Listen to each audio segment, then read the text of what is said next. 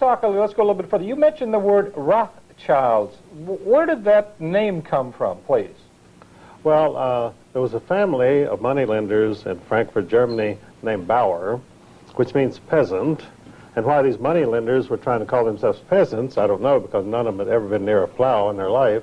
And so they were moneylenders, and they needed some way of advertising their business. And so the founder of this dynasty, the House of Rothschild, put up a red shield above his door so that people who came from various parts of Europe to change money with him could find it. And so after a few years, people didn't know who Bauer was, but they knew the Rothschild. The red shield was Rothschild.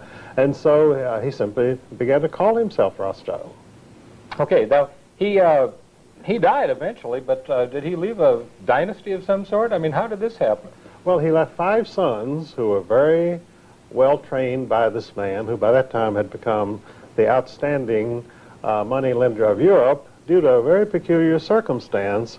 King George III and the Bank of England wanted to punish the American colonists for being so obstreperous and for refusing to give all of their profits to the Bank of England from their income.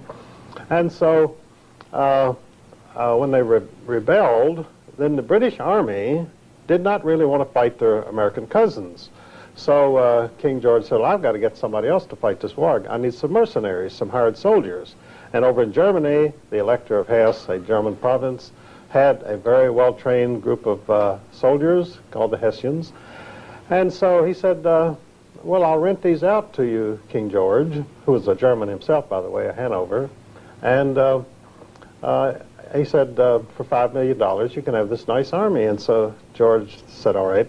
And then when the Elector of Hesse got this $5 million, he said, what am I going to do with it? And they said, well, there's a very good investor and financial advisor named Meyer Amschel Rothschild there in Frankfurt. So he let Meyer Amschel lend out this money, which was the biggest chunk of capital in Europe at that time, $5 million.